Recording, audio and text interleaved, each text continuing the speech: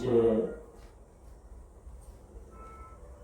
ज्ञान का आदान प्रदान होने के लिए प्रयुक्त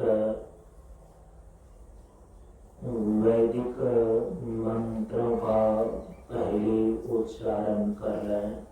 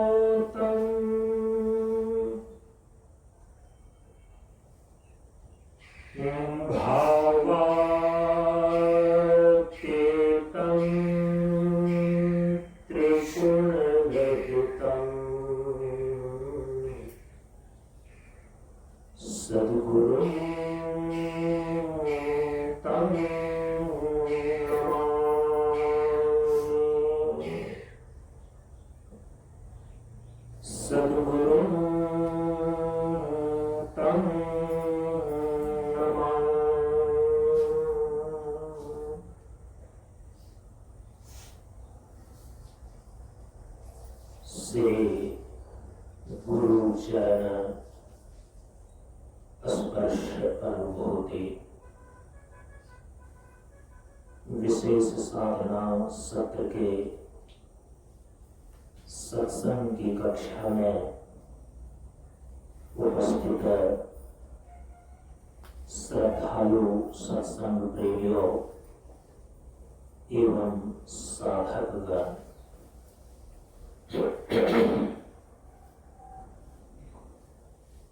ज्ञान बढ़े गुणवान के संगत, ध्यान बढ़े तपस्वी संग किन्हौ, बुद्धि विवेक विचार बढ़े संत सन्यासी सुसज्जन तिन्हौ। इसलिए ज्ञानी बेधय ज्ञान से, व्याधा बेधय तीर, सद्गुरु बेधय शब्द से भींगे सकल शरीर। प्रेमियों, हम सभी लोग प्रशांत योग आश्रम 50वां मंच पर 1 जनवरी से लेकर 14 जनवरी तक आयोजित विशेष साधना सत्र के सत्संग की कक्षा में उपस्थित हैं। हम सभी लोग इस बार के इस विशेष साधना सत्र के सत्संग की कक्षा में पूर्व निर्धारित योग दर्शन के सूत्रों पर विचार कर रहे हैं। योग दर्शन के सूत्र पर विचार करने के लिए सर्वप्रथम सूत्रकार भगवान शेषावतार महर्षि पतंजलि का स्मरण पूर्वक मंगलाचरण कर लें। योगेन चित्तस्य पदेन वाचाम्, योगेन चित्तस्य पदेन वाचाम्, मलं शरीरस्य च वैद्यकेन, मलं शरीरस्य च वैद्यकेन, योपाकरोतं प्रवरं मुनीनां, योपाकरोतं प्रवरं मुनीनां, पतञ्जलिं प्राञ्जलिरानतोऽस्मि, पतञ्जलिं प्राञ्जलिरानतोऽस्मि, पतञ्जलिं प्राञ्जलिरानतोऽस्मि। पतञ्जलिं प्राञ्जलिरानतोऽस्मि। ओम।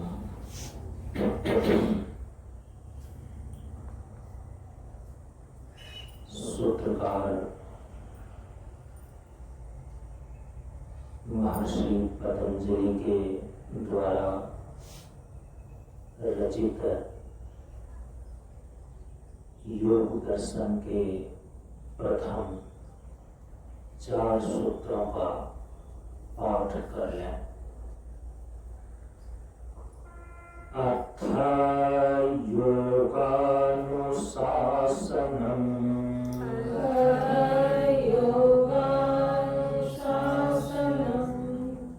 अथ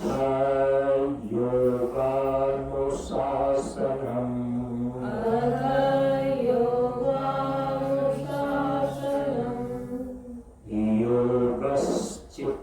योगश्चित्तवृत्ते निरोधः, योगश्चित्तवृत्ते निरोधः,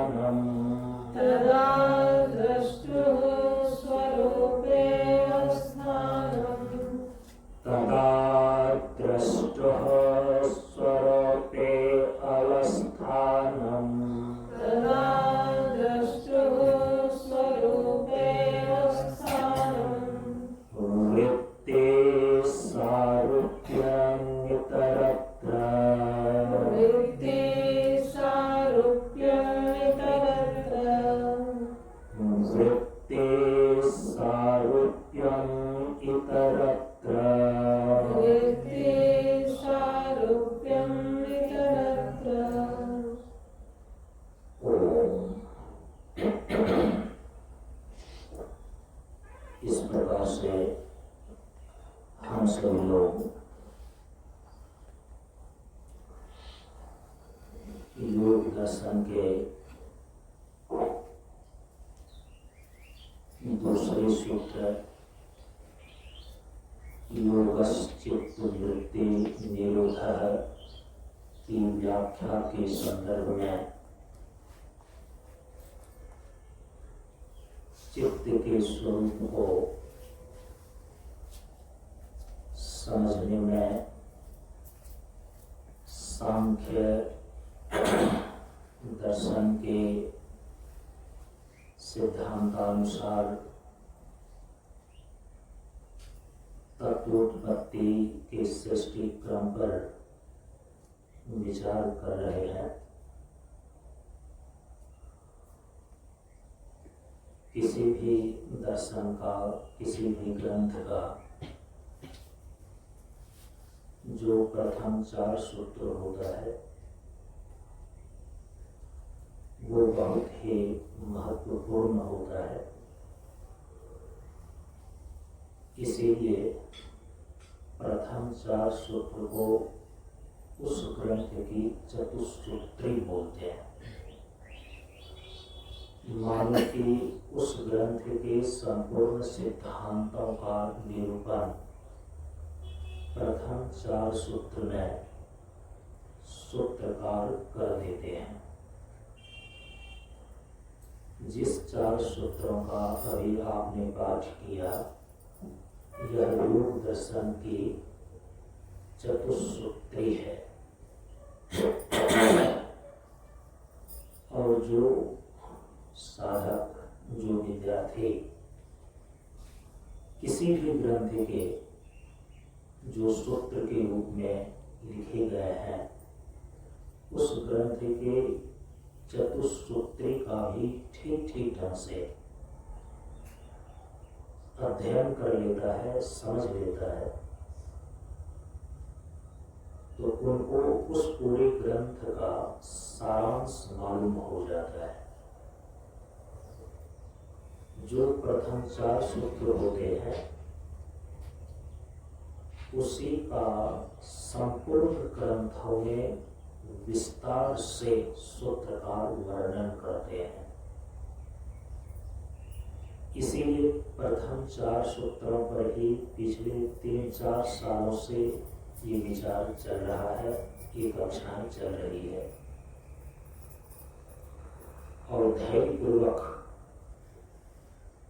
प्रथम 4 सूत्रों में जो भी पद और पदार्थ आए हैं, जिन तत्वों का वर्णन हुआ है, उनके सभी आयामों को ठीक ढंग से विचार कर लेने पर, समझ लेने पर, एक तो संपूर्ण ग्रंथों का सार आपको हाथ लग जाएगा, और फिर जो संपूर्ण ग्रंथों का अध्ययन करना चाहते हैं तो उनको अध्ययन करने में तो बड़ी सुविधा होगी। इसीलिए इतना सविस्तार पूर्वक योग दर्शन के प्रथम 4 सूत्रों पर हम लोग विचार कर रहे हैं। योग के संपूर्ण स्वरूपों को समझने के लिए जिन 4 चीजों को योग के सिद्धांत चतुष्टय के रूप में समझना आवश्यक होता है, उसमें सबसे पहली चीज है चित्त। क्योंकि यहाँ पर सूत्रकार ने योग को परिभाषित करते हुए सूत्र में यही लिख रहे हैं कि योगश्चित्तवृत्ति निरोधः। योग क्या है? तो बोल रहे हैं चित्त वृत्ति का निरोध करने का नाम योग है। योग शब्द से भारत की भूमि पर जितने भी लोग हैं तो पूरे विश्व के लोग योग से परिचित हैं। योग ही वह अध्यात्म विज्ञान है, स्पिरिचुअल साइंस है, जिसके द्वारा हम आध्यात्मिक तत्वों का साक्षात्कार करते हैं। जब आप अपने जीवन के अंतर जगत में प्रवेश करना चाहेंगे तो वह बिना योग विद्या का आप अपने जीवन के रस रहस्य को, अपने जीवन के अंतर जगत को नहीं जान सकते। तो हमारे भारत की भूमि में मनुष्यों के द्वारा अति प्राचीन काल से ही योग की विद्याओं का शिक्षण और प्रशिक्षण आम व्यक्तियों को दिया गया है, ताकि वे भी अपने जीवन में जीवन के रस रहस्य को समझ सकें, आध्यात्मिक तत्वों का यथार्थ रूप से साक्षात्कार कर सकें, आत्मज्ञान प्राप्त कर सकें। क्योंकि बिना आत्मज्ञान प्राप्त किए आज तक कोई भी मनुष्य अपने जीवन से दुखों की आत्यंतिक निवृत्ति नहीं कर पाया है। जीवन का कल्याण, जीवन में निःश्रेयस की सिद्धि बिना आत्मविज्ञान का, आत्मज्ञान का नहीं होता। इसीलिए हमारे वेदों में, श्रुतियों में, उपनिषदों में आत्मदर्शन करने वाले तत्वदर्शी महापुरुषों ने उत्कट कंठ से, मुक्त कंठ से इस बात की घोषणा किया कि रीते ज्ञानात् न मुक्ति, ज्ञानात् एव तु कैवल्यम्।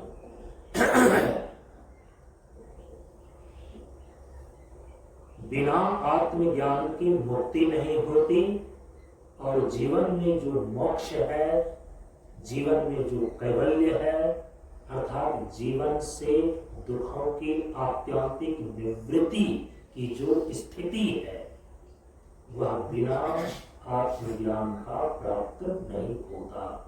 इसलिए परम पूज्य गुरुदेव ने प्रार्थना में सर्वप्रथम इसी चीज को निर्देशित किया कि परम प्रभु स्वज्ञान जी का जीवन न होवे ज्ञान, परम विभु सज्ञान जी का जीवन होवे ज्ञान, अलख प्रभु स्वज्ञान जी का जीवन न होवे ज्ञान, जीवन न होवे ज्ञान, जीवन होवे ज्ञान। बिना आत्मज्ञान का जीवन का कल्याण नहीं होता। तो जीवन के रस रहस्य को समझने के लिए, जीवन में जीवन के मौलिक तत्व, आत्म तत्व का साक्षात्कार करने के लिए अध्यात्म विज्ञान के रूप में जो योग विद्या की प्रतिष्ठा है, इस योग विद्या को जानना और समझना आवश्यक है। अब योग ग्रंथ के रूप में तो कई ग्रंथ आपको देखने को, पढ़ने को और सुनने को मिल जाएंगे, लेकिन योग के संपूर्ण स्वरूपों का जो एक जगह सूत्रबद्ध करके ग्रथित किया गया है, ये काम महर्षि पतंजलि के द्वारा हुआ। उपनिषदों में, श्रुतियों में, स्मृतियों में योग विद्या का वर्णन अवश्य किया गया है और उसी अति प्राचीन योग विद्या को एकीकृत करके दर्शन का रूप देने के लिए महर्षि पतंजलि ने योग सूत्र की रचना किया। और इस योग सूत्र में जो प्रथम 4 सूत्र हैं, अथा योगानुशासनम, योगश्चित्तवृत्ति निरोधः, तदा द्रष्टु स्वरूपे अवस्थानम, वृत्ति सारूप्यम इतरत्र। ये 4 सूत्र बहुत ही ज्यादा महत्वपूर्ण है और इन्हीं 4 सूत्रों पर, योग दर्शन की इसी चतुसूत्री पर हम लोग पिछले 3-4 सत्रों से विचार करते आ रहे हैं। कल की कक्षा में हम सभी लोगों ने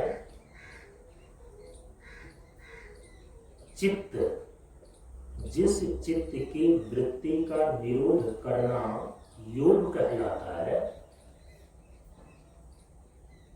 माने जिस योग विद्या को आत्म साक्षात्कार करने का आध्यात्मिक विज्ञान कहा गया है, स्पिरिचुअल साइंस कहा गया है, तो कहा कि इस योग विद्या की सिद्धि होती है कैसे? कहा कि चित्त वृत्ति का निरोध करने से। योग दर्शन में महर्षि पतंजलि ने, सूत्रकार ने संपूर्ण ग्रंथों में चित्त वृत्ति के निरोध का उपाय का ही वर्णन किया है।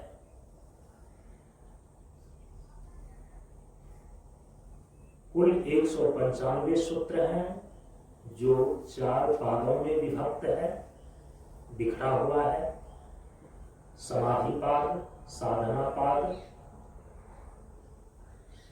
विभूति पाद और कैवल्य पाद। योग के संपूर्ण स्वरूपों का प्रतिपादन इन 4 पादों में किया गया है। ये प्रथम 4 सूत्र प्रथम पाद समाधि पाद के अंदर है। तो जिस समाधि की अवस्था में आत्मा के यथार्थ स्वरूप का साक्षात्कार होता है, आत्मा के शुद्ध स्वरूप में अवस्थित होने का लाभ प्राप्त करते हैं, ऐसे समाधि रूप योग की सिद्धि यहां पर सूत्रकार कह रहे हैं कि चित्त वृत्ति के निरोध से होता है। ये बहुत ही समझना आवश्यक हो जाता है कि चित्त क्या है, चित्त की वृत्ति क्या है, चित्त वृत्ति निरोध कहने का अभिप्राय क्या है और चित्त वृत्ति निरोध के उपाय कौन कौन से हैं। इसी 4 चीजों को बोलते हैं योग के सिद्धांत चतुष्टय। तो जिसमें पहली चीज है चित्त। पिछले 2-3 कक्षाओं से चित्त के स्वरूप पर हम सभी लोग विचार कर रहे हैं। चित्त जो हमारे शरीर के अंदर सूक्ष्म शरीर का एक सूक्ष्म हिस्सा अंतःकरण के रूप में विद्यमान है, जिसमें अच्छी और बुरी सभी प्रकार की, माने क्लिष्ट और अक्लिष्ट सभी प्रकार की वृत्तियां उत्पन्न होती रहती है। जिस वृत्ति के वशीभूत होकर यह जीवात्मा कभी सुख का अनुभव करता है, कभी दुख का अनुभव करता है, कभी मोह का अनुभव करता है और कभी तीनों के अभाव का अनुभव करता है, माने कि जीवन में जितनी भी प्रकार की समस्याएं हैं, उन समस्याओं के मूल में चित्त वृत्ति काम कर रही है। इसीलिए अंतःकरण रूप जो यह चित्त है और चित्त की वृत्ति है, यह चित्त बना कैसे है, ये चित्त आया कहां से है, सूक्ष्म शरीर में चित्त नामक वस्तु सृष्टि की प्रक्रिया में बनी कैसे है, इसी को समझने के लिए हम सभी लोगों ने कल की कक्षा में इस योग दर्शन का जो सिद्धांत भाग सांख्य दर्शन है, तो उस सांख्य दर्शन में जो तत्वोत्पत्ति का सृष्टि क्रम सांख्य कारिका में बतलाया गया है, उसके अनुसार से समझने का प्रयास किया। देखिए चित्त सृष्टि की प्रक्रिया में कैसे उत्पन्न होती है, इस चित्त का निर्माण कैसे हुआ है। तो सांख्य दर्शन में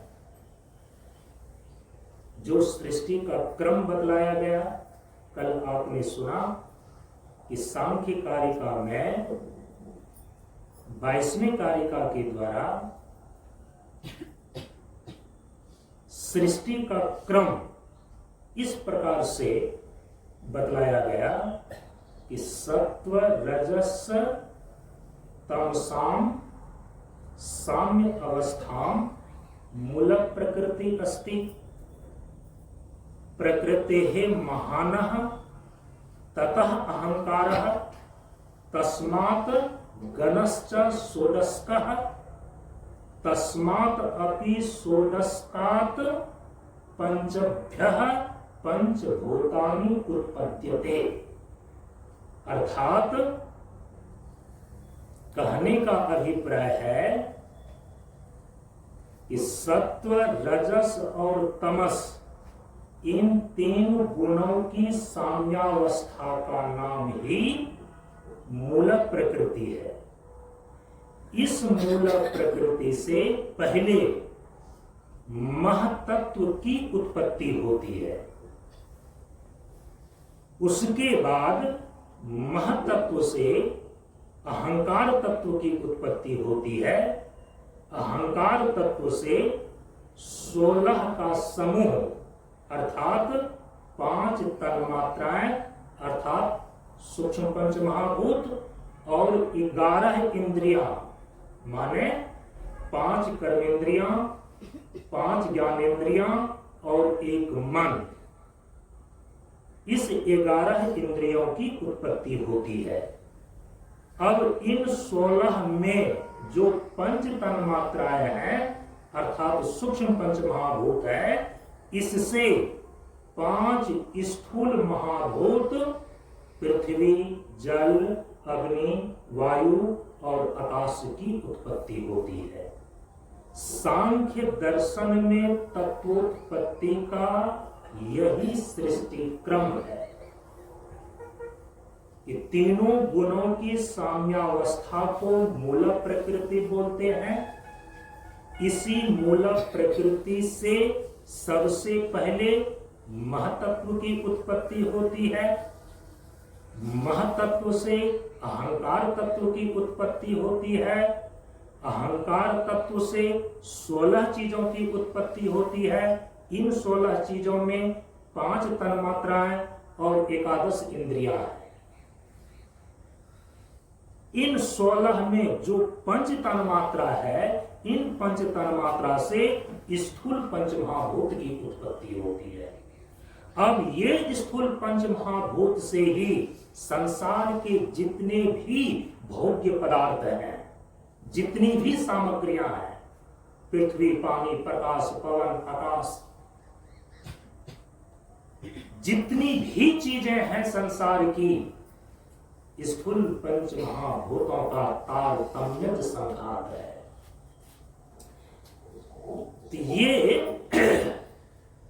यहां पर सांख्य दर्शन के द्वारा जो बतलाया गया कि त्रिगुण मूल मूल प्रकृति से सर्वप्रथम महतत्व की उत्पत्ति होती है।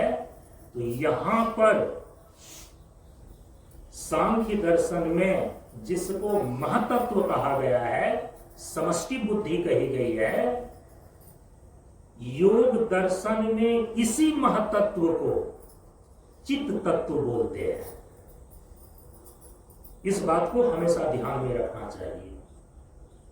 सांख्य दर्शन की सृष्टि की प्रक्रिया में जो त्रिगुणात्मिका मूल प्रकृति का प्रथम सात्विक विषम परिणाम के रूप में महतत्व है, इसी महतत्व को योग दर्शन में चित्त कहा गया है। तो चित्त कैसे उत्पन्न हुआ? चित्त है क्या? यदि सामान्य भाषा में याद रखने के लिए कही जाए तो सीधा आप ये कहेंगे कि जो प्रकृति के 3 गुण हैं, सत्व, रजस और तमस, उसमें प्रकृति के सत्व गुण से चित्त तत्व की उत्पत्ति हुई है। इसीलिए दार्शनिक धरातल पर कहा कि त्रिगुणात्मिका मूल प्रकृति का प्रथम सात्विक विषम परिणाम यह चित्त अथवा महतत्व है। कल आपने ये बातें भी अपने ध्यान में ले लिया है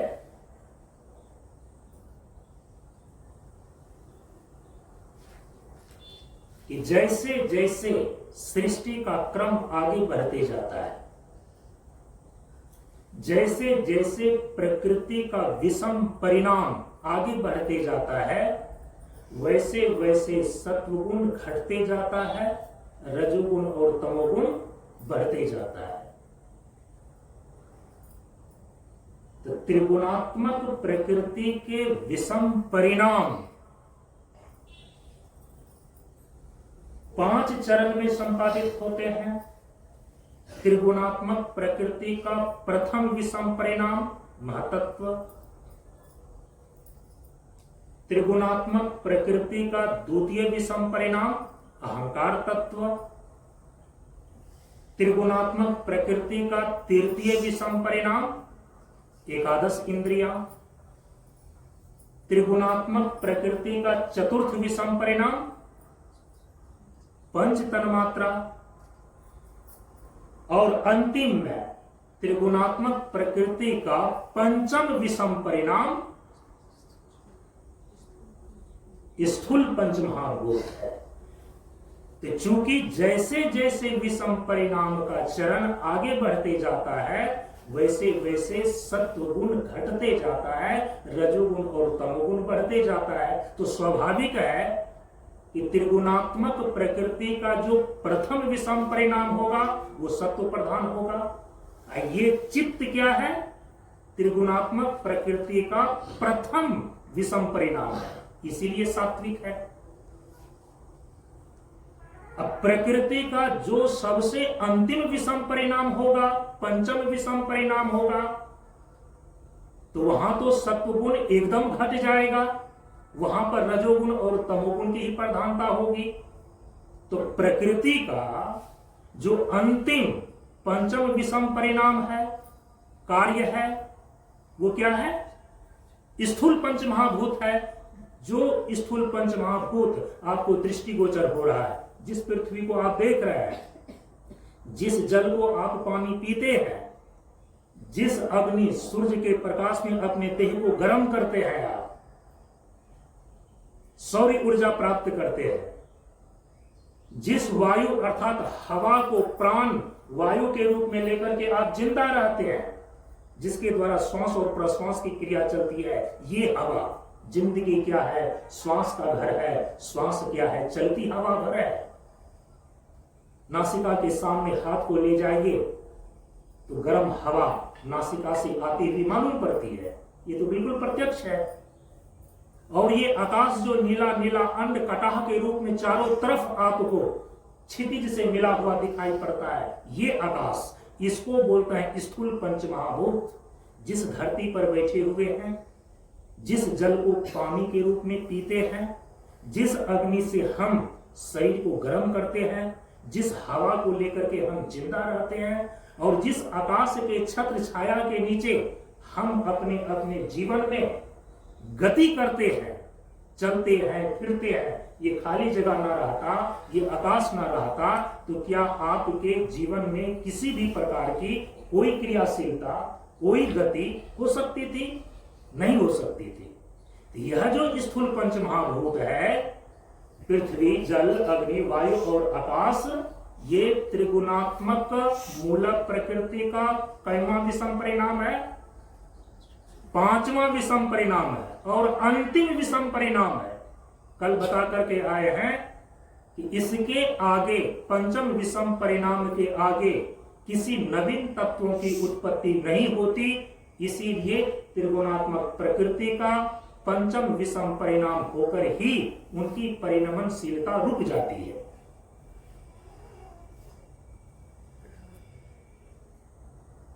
अब जो यह अंतिम पंचम विषम परिणाम के रूप में स्थूल पंच महाभूत है, यहां तो सत्वगुण बिल्कुल एकदम न्यून मात्रा में होगा। यहां पर प्रधानता किसकी होगी? रजोगुण और तमोगुण की। इसीलिए हम लोग जिस सृष्टि में, जगत के जिस हिस्से में, जिस स्थूल पंच महाभूत के बीच में जीवन जी रहे हैं ना, सृष्टि की प्रक्रिया में यह तमोगुण प्रधान सृष्टि है।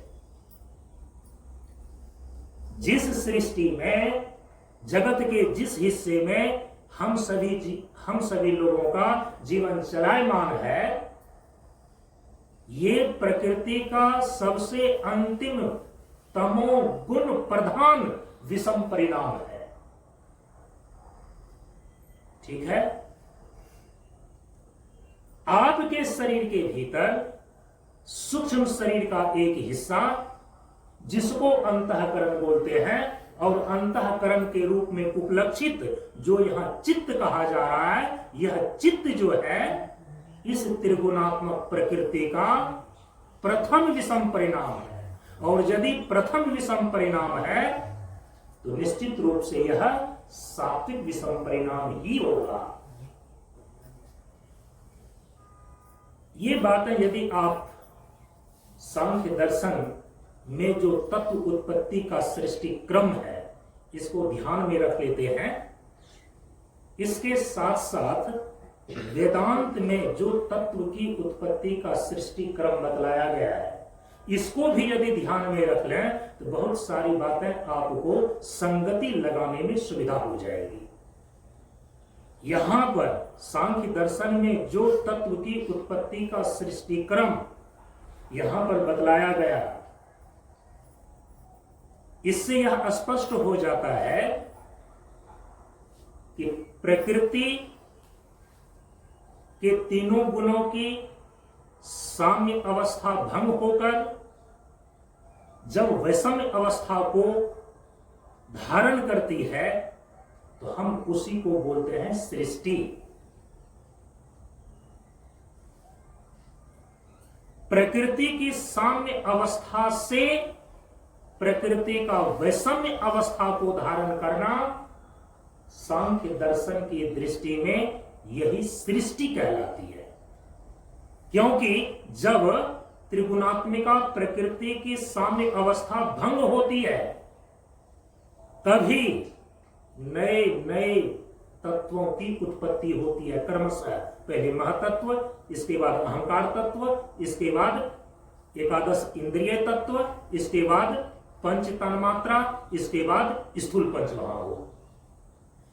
यदि प्रकृति का वैषम्य परिणाम न हो, प्रकृति अपनी साम्य अवस्था में ही बनी रहे, तो याद रखिएगा वहां पर जगत और जगत के जितने भी तत्व हैं, इसकी उत्पत्ति असंभव है।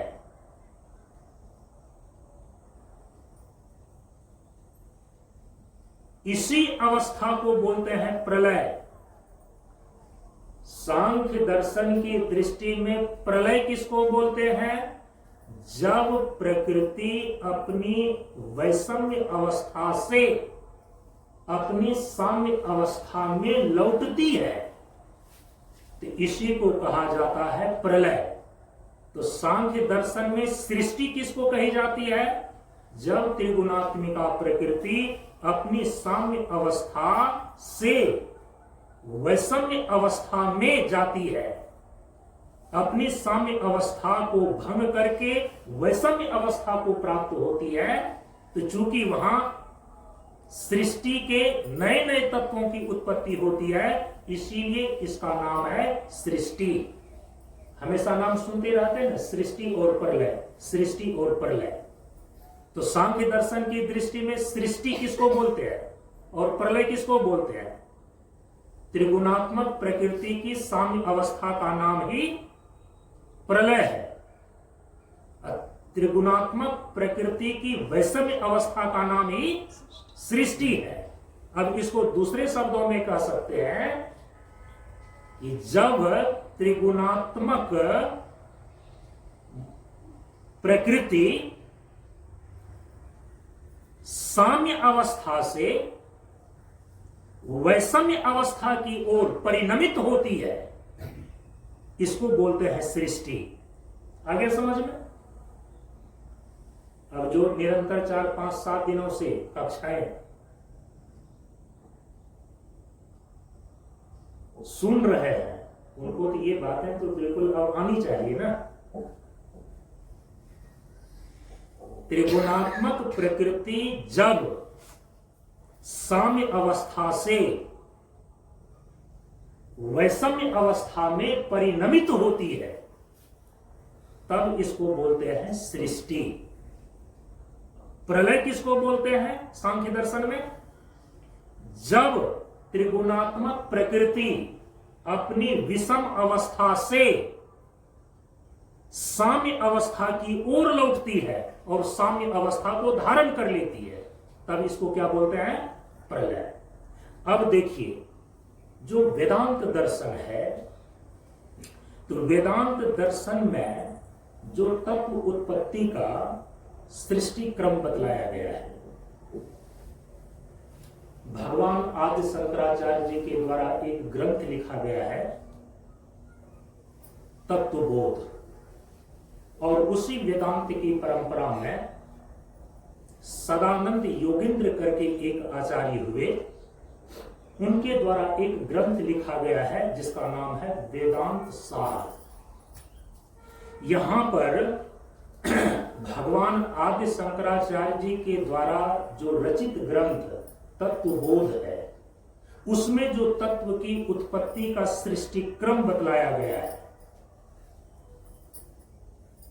और उसी बातों को, उन्हीं सिद्धांतों को ग्रहण करके वेदांत परंपरा के ही अंदर सदानंद योगेंद्र के द्वारा जो वेदांत सार नामक ग्रंथ लिखा गया है, वहां पर जो तत्व की उत्पत्ति का सृष्टि क्रम प्रतिपादित किया गया है, उसके आधार पर हम ये बातें यहां पर बोल रहे हैं।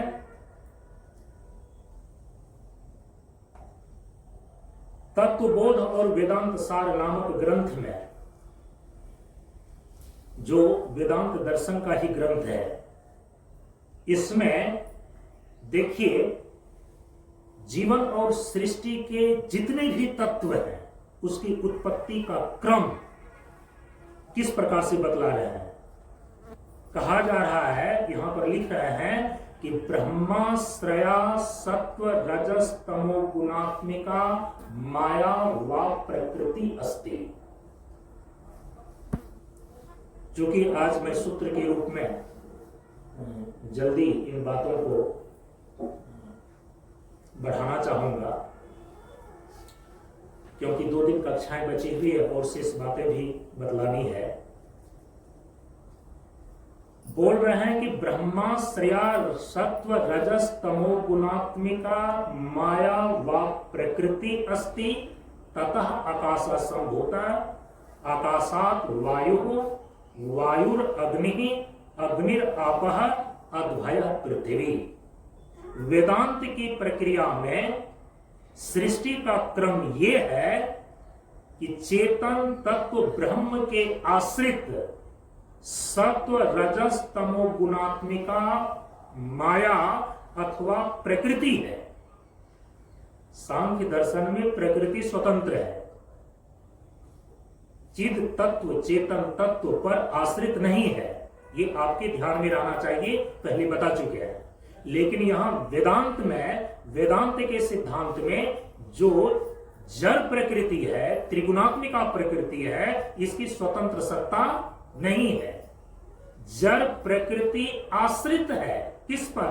ब्रह्माश्रया, चेतन तत्व ब्रह्म पर। इसीलिए यहां पर बताया जा रहा है कि वो प्रकृति या माया जो सत्व रजस और तमस ये तीन गुण वाली है, लेकिन ये प्रकृति व माया जो चेतन तत्व ब्रह्म पर अधिष्ठित है, तो चिद अधिष्ठित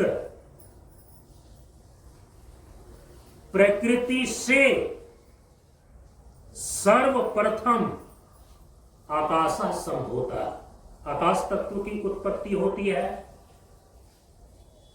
आकाशात वायु, उसके बाद आकाश तत्व से वायु तत्व की उत्पत्ति होती है।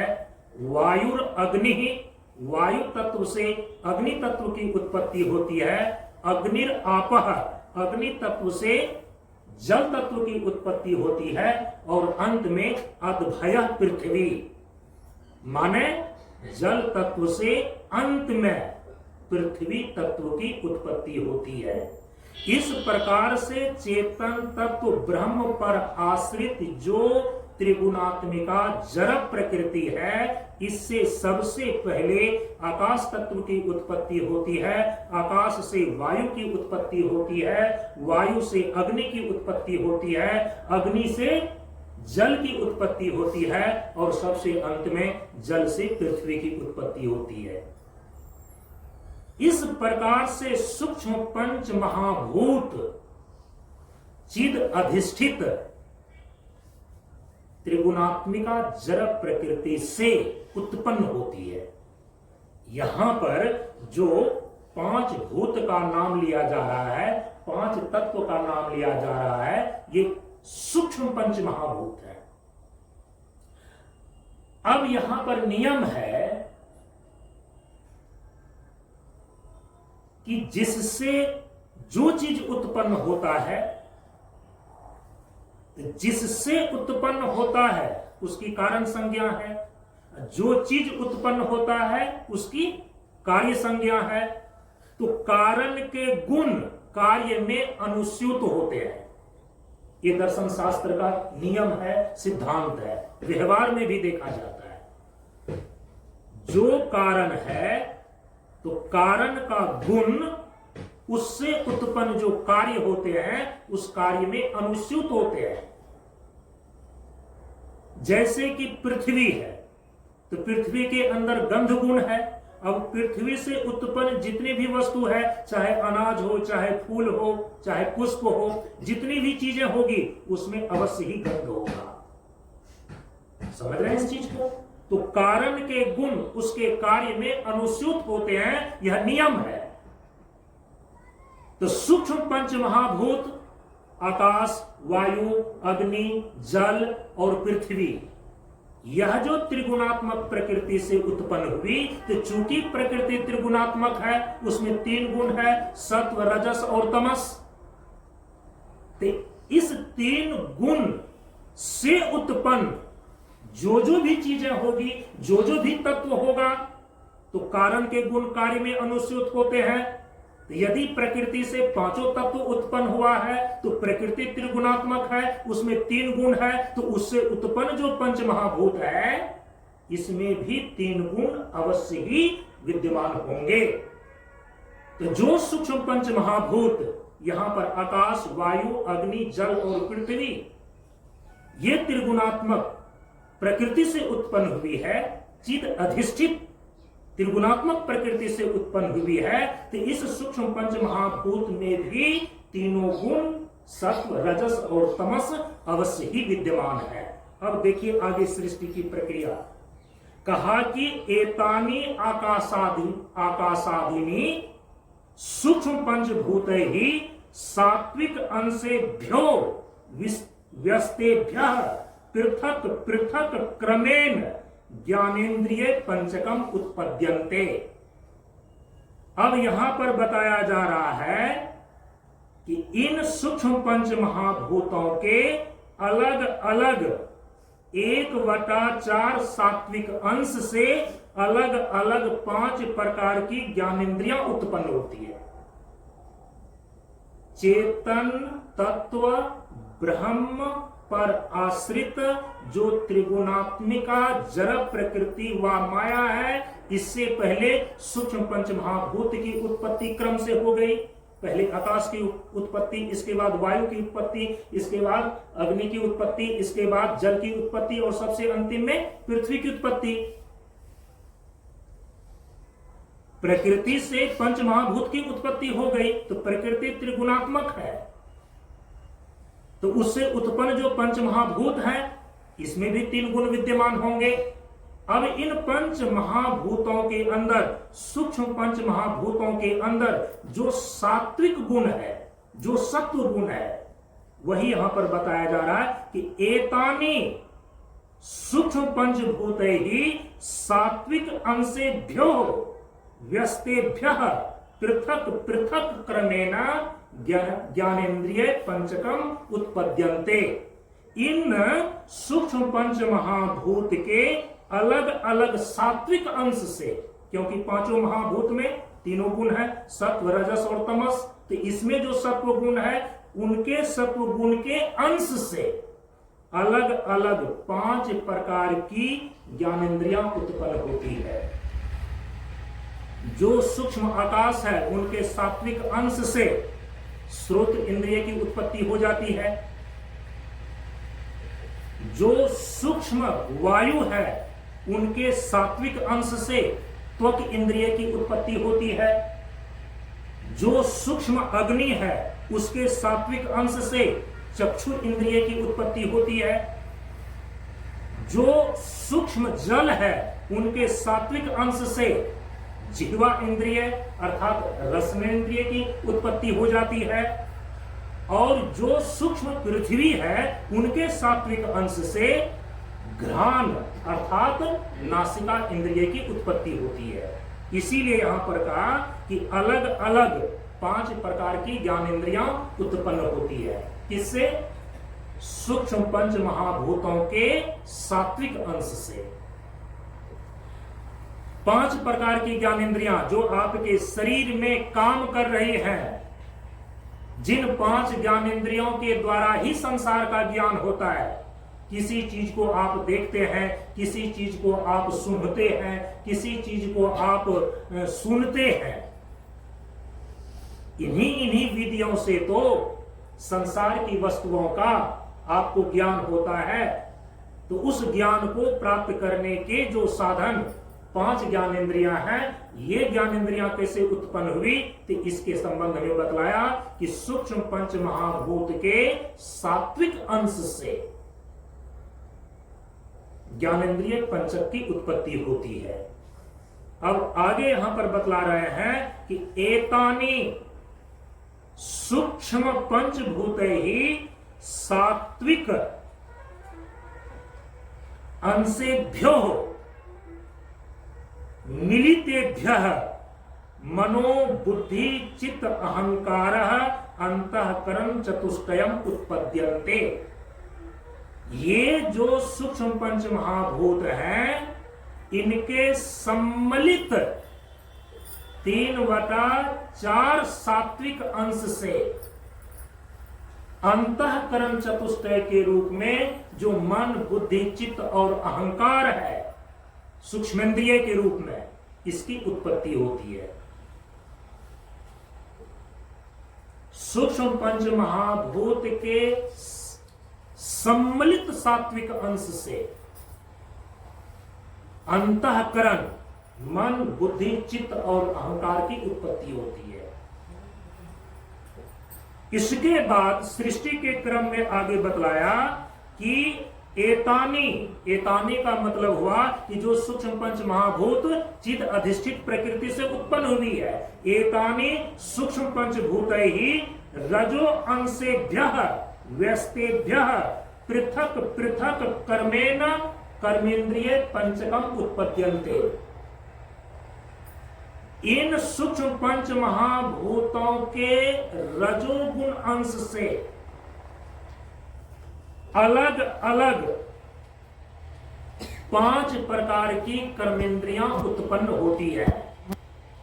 सूक्ष्म पंच महाभूत में जो सत्व गुण है, उन सात्विक अंश से तो 5 प्रकार की ज्ञानेंद्रियां उत्पन्न हो गई। सूक्ष्म पंच महाभूत के अंदर जो सत्व है, उनके सम्मिलित अंश से तो अंतःकरण, चतुष्टय, मन, बुद्धि, चित्त, अहंकार की उत्पत्ति हो गई। अब यहां पर बता रहे हैं कि जो 5 कर्मेंद्रियां हैं, कौन कौन? वाक, पानी, पाद, पायु और उपस्थ, जिसको कि सामान्य भाषा में आप लोग हाथ, पैर, मुख, लिंग और गुदा बोलते हैं। इसकी उत्पत्ति, इसकी सृष्टि कैसे हुई है? कैसे ये आपके शरीर में आया हुआ है? कहते हैं ना कि प्रकृति के 5 तत्वों से आपका शरीर बना है। तो प्रकृति के 5 तत्वों में परमात्मा जो इस शरीर की संरचना करते हैं, किस विधि से करते हैं, उसी की बात यहां पर बताई जा रही है। कह रहे हैं कि यह जो सूक्ष्म पंच महाभूत है, इस सूक्ष्म पंच महाभूत में जो रज है, रजस है, रजोगुण है, इस रजोगुण के अंश से अलग अलग 5 प्रकार की कर्मेंद्रियां उत्पन्न होती है। वाक, पानी, पाद, पायु और उपस्थ। आप लोगों की भाषा में हाथ, पैर, मुख, लिंग और गुदा। इन सूक्ष्म पंच महाभूतों के अंदर जो रजोगुण है, इनके सम्मिलित रूप से 5 प्राण की उत्पत्ति होती है। इसीलिए आगे लिखा कि एतानि सूक्ष्म पंचभूत ही रजो अंशेभ्यो मिलितेभ्य प्राण अपान समान उदान व्यानश्च प्राण पंचकम उत्पद्यन्ते। सूक्ष्म पंच महाभूत के अंदर जो रजोगुण है, ये रजोगुण अंश एक साथ सम्मिलित होकर 5 प्रकार के प्राण को उत्पन्न कर देता है। 5 प्रकार के प्राण को उत्पन्न करता है। 5 प्रकार के प्राण कौन कौन है? प्राण, अपान, समान, उदान और व्यान। इस प्रकार से सूक्ष्म पंच महाभूत के अंदर जो सत्व गुण है, उनके अंश से 5 प्रकार की ज्ञानेंद्रियां उत्पन्न हो गई। सूक्ष्म पंच महाभूत के अंदर जो सत्व गुण है, वो मिल करके अंतःकरण की उत्पत्ति कर देता है। सूक्ष्म पंच महाभूत के अंदर जो रजोगुण है, उनके अंश से 5 प्रकार की कर्मेंद्रियां उत्पन्न हो जाती है। सूक्ष्म पंच महाभूत के अंदर जो रजोगुण है, वो परस्पर आपस में मिलकर के 5 प्राण की उत्पत्ति कर देता है। अब सूक्ष्म पंच महाभूत के अंदर रह गया तमोगुण, तमस। आगे लिख रहे हैं सृष्टि की प्रक्रिया में कि एतानि सूक्ष्म पंच महाभूतगत तमोगुण ही पंचीकरण प्रक्रिया द्वारेण स्थूल पंच महाभूतश्च उत्पद्यन्ते। अब जो उस सूक्ष्म पंच महाभूत के अंदर तमोगुण है, उस तमोगुण में पंचीकरण की प्रक्रिया के द्वारा स्थूल पंच महाभूत की उत्पत्ति होती है। स्थूल पंच महाभूत का मतलब होता है वे 5 तत्व जो आपको दृष्टिगोचर हो रहे हैं, पृथ्वी, जल, अग्नि, वायु और आकाश। ये है वेदांत में सृष्टि की प्रक्रिया कि चेतन तत्व ब्रह्म पर आश्रित सत्व रजस तमो गुणात्मिका प्रकृति व माया, इससे सबसे पहले सूक्ष्म आकाश की उत्पत्ति होती है, सूक्ष्म आकाश से सूक्ष्म वायु की उत्पत्ति होती है, सूक्ष्म वायु से सूक्ष्म अग्नि की उत्पत्ति होती है, सूक्ष्म अग्नि से सूक्ष्म जल की उत्पत्ति होती है, और सूक्ष्म जल से सूक्ष्म पृथ्वी की उत्पत्ति हो गई। ये जो सूक्ष्म पंच महाभूत है ना, ये आपको दृष्टिगोचर नहीं होते। यदि योग की क्रिया करते करते आपके अंदर चित्त वृत्ति का निरोध एकाग्र अवस्था तक पहुंच जाए, तब चित्त की एकाग्रता को धारण करके आप इस प्रकृति में जो सूक्ष्म पंच महाभूत के यथार्थ स्वरूप है उनका साक्षात्कार कर सकते हैं, उनको देख सकते हैं। अभी जो आपको दृष्टिगोचर हो रहा है वो तो स्थूल पंच महाभूत है, और स्थूल पंच महाभूत के भी यथार्थ स्वरूप को अभी आप देख नहीं पा रहे हैं। स्थूल पंच महाभूत का जो तारतम्य संघात है, माने स्थूल पंच महाभूत से बनी हुई जो चीज है आप उसको देखते हैं। सीधे पृथ्वी को थोड़े देखते हैं, सीधे जल तत्व जो है आप थोड़े अभी देख रहे हैं, सीधे अग्नि आपको थोड़े दिखाई पड़ रही है, सीधे वायु आपको थोड़े दिखाई दे रही है, और सीधे आकाश आपको थोड़े दिखाई दे रही है। जो भी कुछ आप देख रहे हैं ना, स्थूल पंच महाभूत से बनी हुई चीजों को देख रहे हैं। यदि धरती को देख रहे हैं तो कहीं धरती है, कहीं बालू है, कहीं पहाड़ है, कहीं पठार है, उसी को तो आप देख रहे हैं। स्थूल पृथ्वी के भी यथार्थ स्वरूप को देख पा रहे हैं क्या? स्थूल पृथ्वी से बनी हुई जो स्थूल वस्तुएं हैं, पहाड़ पठार मिट्टी बालू के रूप में, केवल आप उसको देख रहे हैं। स्थूल जल को भी अभी आप देख पा रहे हैं क्या? स्थूल जल को आप नहीं देख पा रहे हैं। स्थूल जल से बनी हुई जो चीजें होती है ना, जैसे कि नदी में जल बह रहा है, चापाकल में पानी आ रहा है, या ऊपर से वर्षा हो रही है, तो जल स्थूल जल से ही बनी हुई जो जलीय वस्तुएं हैं, तालाब के रूप में, नदी के रूप में, वर्षा के रूप में, वो आप देख रहे हैं। स्थूल जल के भी यथार्थ स्वरूप को अभी आप नहीं देख पा रहे हैं। जो अग्नि है, स्थूल अग्नि के भी यथार्थ स्वरूप को अभी आप देख पा रहे हैं क्या? नहीं देख पा रहे हैं। अग्नि के रूप में यदि लकड़ी जल रही है, उससे जो उत्पन्न आग है उसको आप देख रहे हैं। यदि कोई ऐसा ज्वलनशील गैस है, आपने उसको जला दिया, आप उसको देख रहे हैं। अग्नि पिंड के रूप में जो सूरज चांद तारे हैं, आप उसको देख रहे हैं।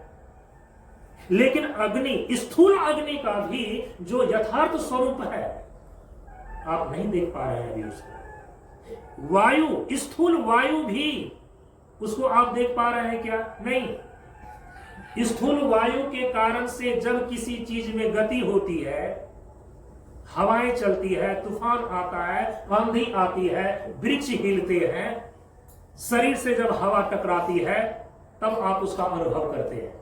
स्थूल वायु के यथार्थ स्वरूप को भी अभी आप देख नहीं पा रहे हैं। उसी प्रकार से आकाश, स्थूल पंच महाभूतों में जो स्थूल आकाश है, वो स्थूल आकाश भी अभी आप नहीं देख पा रहे हैं। किस आकाश को देख रहे हैं? सिर के ऊपर जो नीला नीला दिखाई पड़ रहा है, घटाटोप जैसा, आप इसको आकाश कहते हैं। और यदि वैज्ञानिक दृष्टिकोण से इसकी छानबीन करने लगे तो फिर आपकी धिज्जियां उड़ जाएगी। वो कहेंगे कि यदि नीला नीला आकाश है तो यहां से छलांग मारते हैं, आकाश तक पहुंच जाते हैं सादा कपड़ा पहन के, तो वहां तो नीला नीला कपड़ा हो जाना चाहिए। लेकिन जहां नीला आकाश दिखाई दे रहा है, वहां सादा कपड़ा पहन करके जाने पर भी कपड़ा तो नीला होता नहीं है। जितनी दूरी में आपको नीला आकाश दिखाई दे रहा है, आप आकाश में उतनी ऊंचाई पर जाकर के देखें, वहां से ठीक और ऊपर आपको नीलापन दिखाई देगा। वहां पर नीला नहीं दिखाई देगा, वहां पर वैसा ही दिखाई देगा जैसा कि यहां अभी आपको दिखाई दे रहा है। इसीलिए वैज्ञानिक दृष्टिकोण से छानबीन करने पर यदि आप कहेंगे कि जो ऊपर नीला नीला दिखाई दे रहा है यही आकाश है, तो फिर तो आपकी बातें झूठी हो जाएगी। क्यों? वैज्ञानिक प्रक्रिया के द्वारा वह परीक्षण में सिद्ध नहीं होगा। इसीलिए जो स्थूल आकाश भी है उसको अभी आप देख नहीं पा रहे हैं। स्थूल आकाश में जो नाइट्रोजन गैस फैला हुआ है ना ऊपर वायुमंडल के रूप में, वायुमंडल के 5 परत है। वायुमंडल का जो सबसे ऊपरी परत है उसको ओजोन मंडल बोलते हैं। वायुमंडल के अंदर 78% नाइट्रोजन गैस है और आप सभी लोगों को मालूम है कि मात्र 16% ही ऑक्सीजन है। और आप जानते हैं कि ऑक्सीजन जलाने वाली गैस है। जलने के बाद जो विकृत गैस उत्पन्न होती है उसको कार्बन डाइऑक्साइड बोलते हैं। लेकिन पूरे इस वायुमंडल में जहां आपका जीवन सुरक्षित है, यदि 78% नाइट्रोजन गैस की परतें नहीं होती तो जो 16% ऑक्सीजन गैस है, आप केवल एक माचिस यहां पर जलाते और पूरे ब्रह्मांड में आग लग जाती। कुछ भी जलने से शेष नहीं बचता। केवल वायुमंडल में 78% नाइट्रोजन गैस ही कंट्रोल कर रहा है 16% जो ऑक्सीजन गैस है। उनको जलने से और उनके ज्वलनशीलता को फैलने से रोकने का काम नाइट्रोजन गैस करता है। वही नाइट्रोजन गैस की परतें जो 78% में इस वायुमंडल में आपके सिर के ऊपर फैला हुआ है, वही नीले आकाश के रूप में अभी आपको दिखाई दे रही है। तो जिसको अभी आप नीला आकाश कह करके कहते हैं कि मैं स्थूल आकाश को देख रहा हूं, ये स्थूल आकाश नहीं है। स्थूल आकाश ने जो स्पेस दिया हुआ है, जो खाली जगह दिया हुआ है, और उस खाली जगह में जो 78% नाइट्रोजन गैस आपके सिर के ऊपर खाली जगह में फैला हुआ है, वो नीलापन के रूप में आपको दिखाई दे रहा है। तो प्रेमियों, यदि ठीक ढंग से विचार किया जाए तो स्थूल पंच महाभूत भी केवल हम बोलने में कह देते हैं कि जो दृष्टिगोचर हो रहा है, ऐसे उनके स्थूल पंच महाभूत के भी यथार्थ स्वरूप अभी आप नहीं देख पा रहे हैं। उनसे बनी हुई जो चीजें हैं, स्थूल पृथ्वी से बनी हुई पार्थिव पदार्थ, पहाड़ पठार बालू मिट्टी, ये आपको दिखाई देती है। स्थूल जल से बना हुआ जलीय पदार्थ, नदी, तालाब, वर्षा की बूंदें इत्यादि, ये आपको दिखाई दे रही है। स्थूल अग्नि से बना हुआ आग्नेय पदार्थ, सूरज, चांद, तारे अग्निपिंड के रूप में आपको दिखाई दे रहे हैं। स्थूल वायु से बनी हुई जो चीजें, आंधी, तूफान इत्यादि हैं, ये आपको दिखाई देते हैं।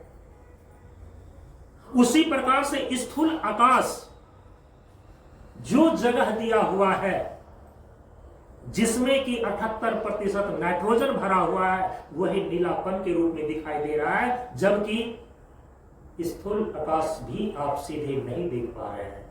जब स्थूल पंच महाभूत, स्थूल पृथ्वी, स्थूल जल, स्थूल अग्नि, स्थूल वायु और स्थूल आकाश ही देख पाने में अभी आप असमर्थ हैं, आपको दिखाई नहीं देती है, जो उनका सूक्ष्म रूप है। सूक्ष्म पृथ्वी गंध तन्मात्रा के रूप में, सूक्ष्म जल रस तन्मात्रा के रूप में, सूक्ष्म अग्नि रूप तन्मात्रा के रूप में, सूक्ष्म वायु स्पर्श तन्मात्रा के रूप में, और सूक्ष्म आकाश शब्द तन्मात्रा के रूप में। तन्मात्रा का मतलब होता है तत्व, तत्व, मात्र। केवल वही पृथ्वी, केवल पृथ्वी के रूप में, पृथ्वी में और कुछ मिला हुआ ना हो, तब हम उनको बोलते हैं गंध तन्मात्रा। जल केवल जल के ही रूप में हो, जल में और कोई चीजें शेष चारों तत्व न मिला हुआ हो, तब बोलते हैं जल की तन्मात्रा रस, रस तन्मात्रा।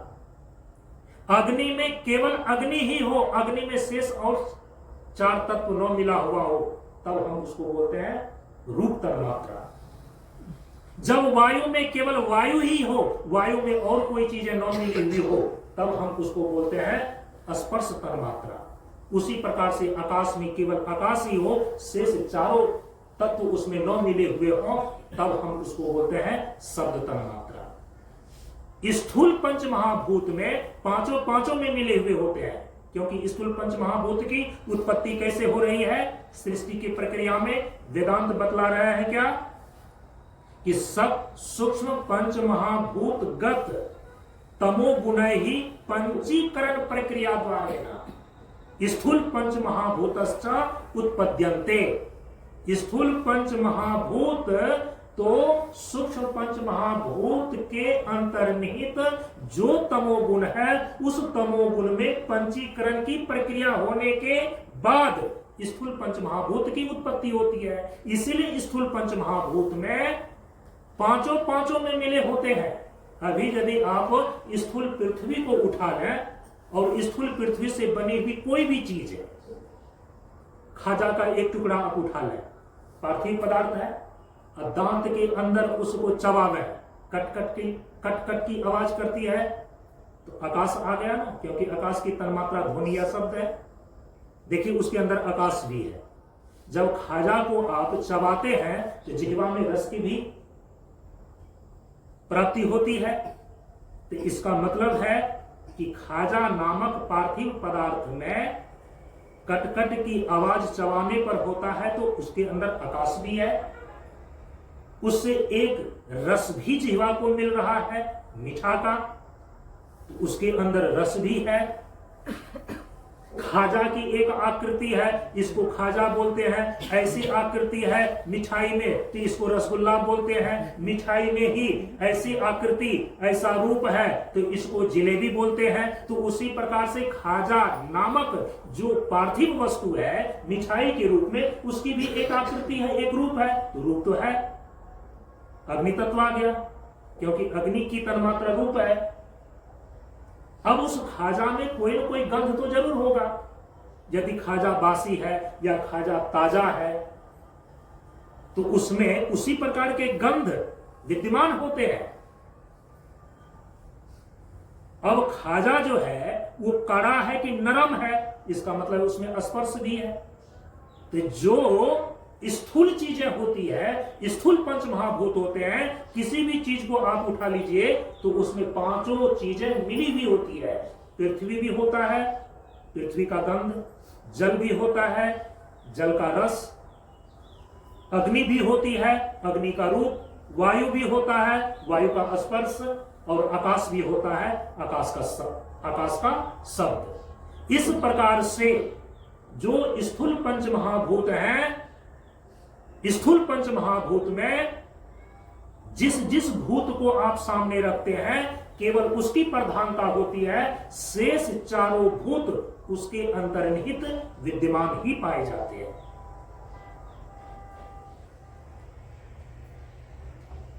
ये दोनों सृष्टि की प्रक्रिया बदलाने का, चित्त के स्वरूप को समझने में अभिप्राय क्या है। हम यहां तो योग के स्वरूप को समझने में जो पहली चीज चित्त है, इसको समझने पर हम विचार कर रहे हैं। अब चित्त के स्वरूप को समझने में ये चित्त की उत्पत्ति कैसे हुई।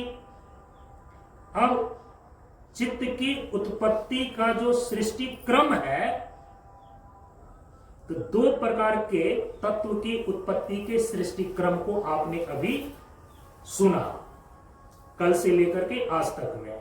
एक सांख्य दर्शन के अनुसार से जो तत्व की उत्पत्ति का सृष्टि क्रम है, यदि ये अभी आपके ध्यान में हो जो आपने सुना है, इसके बाद वेदांत के अनुसार से तत्व की उत्पत्ति का जो सृष्टि क्रम है जिस पर अभी चर्चा चली, यदि ये ध्यान में हो, तो इस दोनों प्रकार के सृष्टि क्रम को, तत्व की उत्पत्ति के सृष्टि क्रम को बतलाने का अभिप्राय क्या है? चित्त की उत्पत्ति के संदर्भ में, चित्त के निर्माण के संबंध में। यदि सजग होकर के आपने श्रवण किया है, यदि जो बातें बताई गई आपके ध्यान में है, तो दो बातें तो स्पष्ट हो गई। दोनों ही प्रकार से यदि तत्व की उत्पत्ति के सृष्टि क्रम को मिलाया जाता है, चाहे सांख्य दर्शन के अनुसार से जो तत्व की उत्पत्ति का सृष्टि क्रम है, चाहे वेदांत के अनुसार से जो तत्व की उत्पत्ति का सृष्टि क्रम है, दोनों ही विधा में, दोनों ही प्रस्थान में जो तत्व की उत्पत्ति का सृष्टि क्रम है, दोनों में ही क्या देखा जा रहा है कि जो चित्त नामक तत्व है, जो चित्त नामक वस्तु है, यह प्रकृति के सत्व गुण से निर्मित है। सांख्य दर्शन की सृष्टि की प्रक्रिया में आपने क्या देखा कि सत्व रजस तमो गुणात्मिका प्रकृति का प्रथम सात्विक परिणाम महतत्व है, और इसी महतत्व को योग दर्शन में चित्त कहा गया है। वेदांत दर्शन के इस सृष्टि की प्रक्रिया में आपने यह देखा कि जो चित्त अंतःकरण का एक हिस्सा है, अंतःकरण चतुष्टय में चार चीजें आती है, मन, बुद्धि, चित्त और अहंकार। तो अंतःकरण का एक हिस्सा है चित्त, तो पूरे अंतःकरण की उत्पत्ति कैसे होती है वेदांत दर्शन की सृष्टि की प्रक्रिया में? चिद अधिष्ठित जो त्रिगुणात्मिका प्रकृति है, इस त्रिगुणात्मिका प्रकृति व माया से पहले सूक्ष्म पंच महाभूत की उत्पत्ति हुई। चूंकि कारण के गुणकारी में अनुस्यूत होते हैं, तो चिद अधिष्ठित त्रिगुणात्मक प्रकृति से जब सूक्ष्म पंच महाभूत की उत्पत्ति हुई, तो उसमें भी तीन गुण है। तो सूक्ष्म पंच महाभूत के तीनों गुणों में जो सत्व गुण है, उस सत्व गुण के सम्मिलित अंश से अंतःकरण चतुष्टय की उत्पत्ति बतलाई गई। वेदांत में सृष्टि प्रक्रिया के अनुसार से अंतःकरण की उत्पत्ति कैसे हुई? अंतःकरण की उत्पत्ति कैसे होती है? जो त्रिगुणात्मक प्रकृति से, चिद अधिष्ठित त्रिगुणात्मक प्रकृति से जो सूक्ष्म पंच महाभूत की उत्पत्ति हुई, उस सूक्ष्म पंच महाभूत के सम्मिलित सात्विक अंश से अंतःकरण चतुष्टय का निर्माण हुआ। अंतःकरण चतुष्टय की उत्पत्ति होती है, तो अंतःकरण चतुष्टय के अंदर ही तो चित्त है। अंतःकरण चतुष्टय में तो चार चीजें हैं, मन, बुद्धि, चित्त और अहंकार। तो अंतःकरण चतुष्टय का निर्माण तो वेदांत की प्रक्रिया में सूक्ष्म पंच महाभूत के सम्मिलित सात्विक अंश से हुआ है। तो इससे यह सिद्ध हो जाता है कि वेदांत के तत्व की उत्पत्ति के प्रक्रिया में भी जो अंतःकरण के अंतर्गत चित्त नामक वस्तु है, यह चित्त सूक्ष्म पंच महाभूत के सम्मिलित सात्विक अंश से उत्पन्न वस्तु है। सांख्य की सृष्टि प्रक्रिया और वेदांत की सृष्टि प्रक्रिया, दोनों की सृष्टि प्रक्रिया को दिखलाने का केवल इतना ही अभिप्राय था। ये बातें दोनों ही प्रक्रिया से बिल्कुल स्पष्ट हो जाती है। योग दर्शन में जिस चित्त शब्द का प्रयोग सूत्रकार कर रहे हैं कि योग चित्त वृत्ति निरोधा, ये चित्त नामक वस्तु प्रकृति के सत्व गुण से निर्मित है। अब 2-3 दिन लगातार कक्षाओं में पूरी सृष्टि की प्रक्रिया बदला करके चित्त जो है त्रिगुणात्मिका प्रकृति का सात्विक परिणाम है, इतना जो है क्या अंग्रेजी में कहते हैं रिजिड होकर के कहना, इतना जो है कि बिल्कुल इनको केंद्रित करके इसको उजागर करने का उद्देश्य क्या है? अब उस उद्देश्य को मैं बतला रहा हूं कि यदि चित्त के स्वरूप को सही ढंग से आप नहीं समझ पाएंगे ना, फिर योग के संपूर्ण स्वरूप को आप ठीक ढंग से नहीं समझ पाएंगे। अब आगे बतलाया जा रहा है कि योग दर्शन का जो यह चित्त है, यही चित्त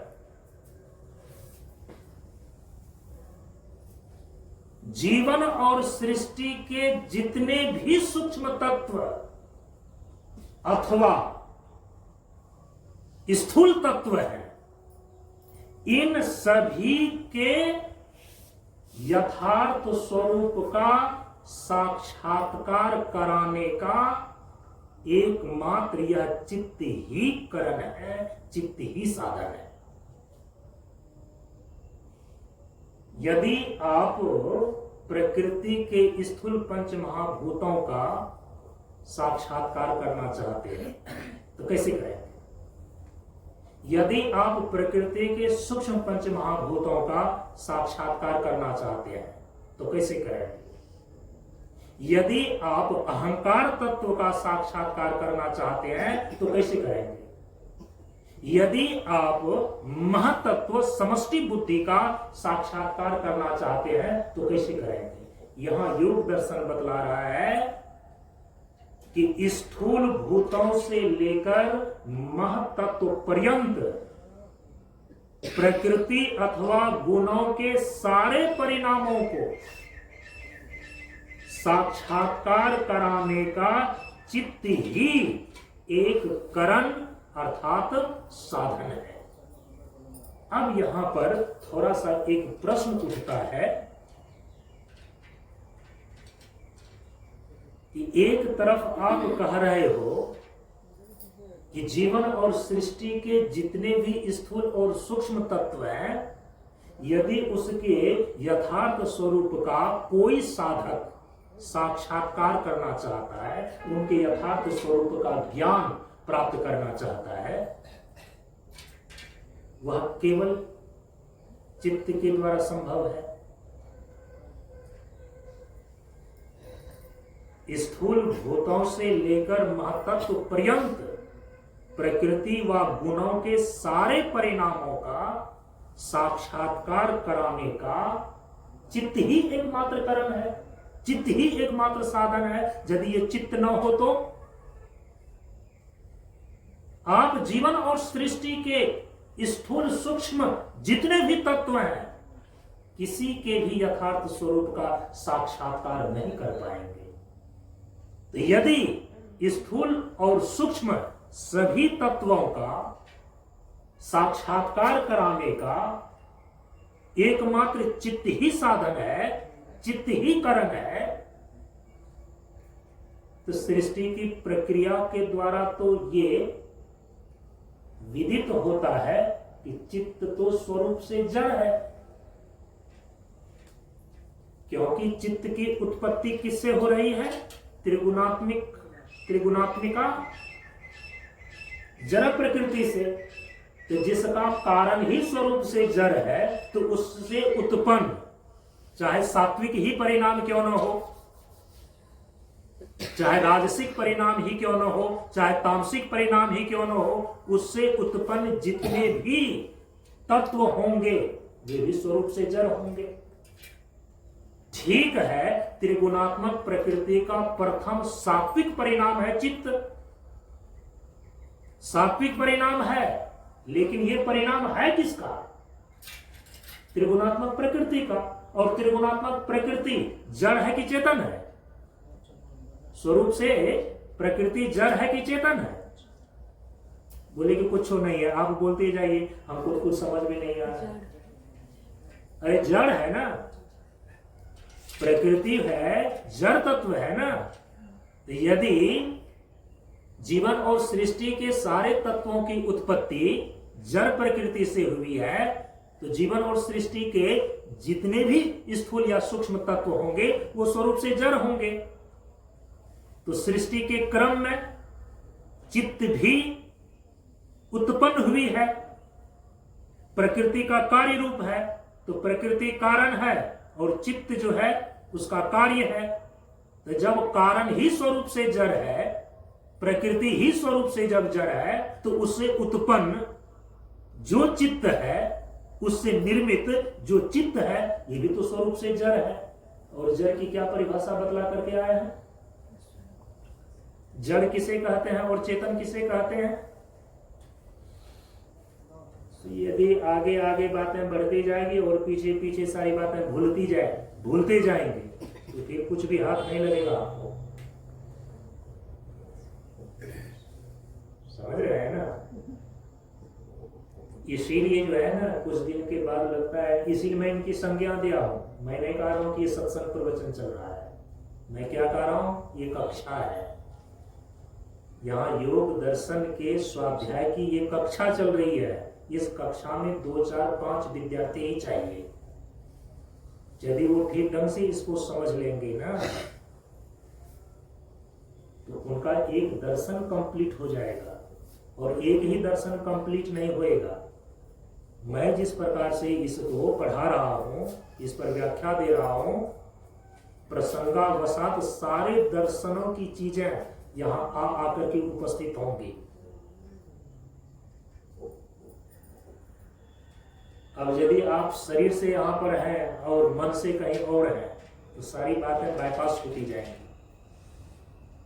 आज से 3 दिन पहले ही, फिर उससे 7 दिन पहले, बीच बीच में इसीलिए एक ही बात को हम कई बार दोहराते हैं, ताकि वो आपके ध्यान में रहे, आपको याद हो जाए। मैंने बताया कि जड़ किसको बोलते हैं, मैंने बताया कि चेतन किसको बोलते हैं। यदि प्रकृति स्वरूप से जड़ है, तो जड़ कहने का क्या अभिप्राय है? जड़ कहने का अभिप्राय ये नहीं है कि वह स्वतः गति नहीं कर सकती।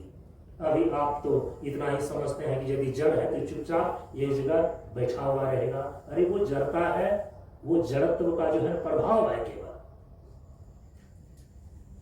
उसी को जड़ता नहीं बोलते हैं। यदि चेतन है तो आप क्या समझते हैं? यदि चेतन है तो वो चलेगा। तो क्या ये समझ आपकी सही है दार्शनिक दृष्टिकोण से? यदि चेतन का लक्षण केवल चलना है, तो चेतन तो नित्य कुटस्थ है, वो चलता ही नहीं है। तो अभी जो है ना, किसी किसी शब्द को लेकर के यों हाँकने की जो आदत बनी हुई है, तो जब आप दर्शन शास्त्र पढ़ेंगे, ये हाँकने वाली आदत, जो पहले से किसी शब्द को समझ करके रखे हैं, उसी को प्रयोग करने की आदत ये छोड़नी पड़ेगी। जभी दर्शन शास्त्र में आपका प्रवेश हो सकेगा। ठीक है, धीरे धीरे होगा, इतना आसान नहीं है। 10-20 साल लग जाते हैं। 10-20 साल में भी यदि दर्शन शास्त्र में प्रवेश हो जाए ना, आप समझना कि जल्दी हो गया। बहुत सारे लोग हैं कि इस जन्म भर हो ही नहीं सकेगा। किन्हीं का पृष्ठभूमि यदि कभी पहले से तैयार है, या ये जो परम पूज्य गुरुदेव के द्वारा स्थापित ज्ञान मार्ग सत्संग मंच है,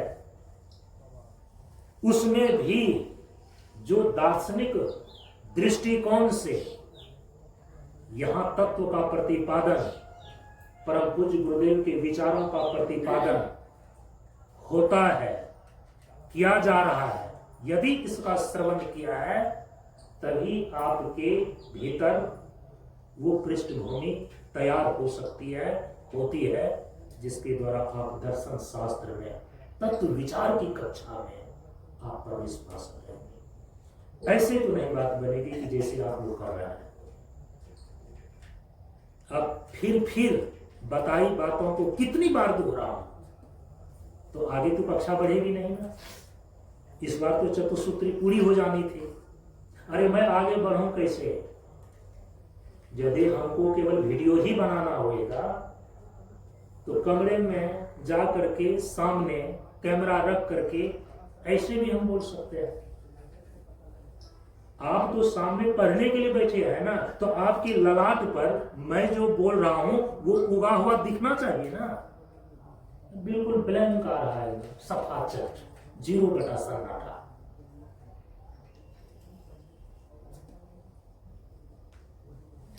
तो फिर पढ़ाने में भी मजा नहीं आता। ठीक है, अपने मनन के लिए मनन का एक विकल्प है प्रवचन। आचार्य का धर्म भी है प्रवचनाभ्याम न प्रमदितव्य, तो शिष्य का धर्म होता है स्वाध्याय न प्रमदितव्य, स्वाध्याय तो करनी चाहिए। और ऐसे थोड़े है कि प्रवचन ऐसे दे करने के लिए आकर के बैठ गया और बोल रहा है, उसके लिए पहले स्वाध्याय ही करना पड़ता है। कितने हजार घंटे इसमें लगाए गए हैं, तब ये तत्व विचार की 1 घंटा की कक्षा चल रही है।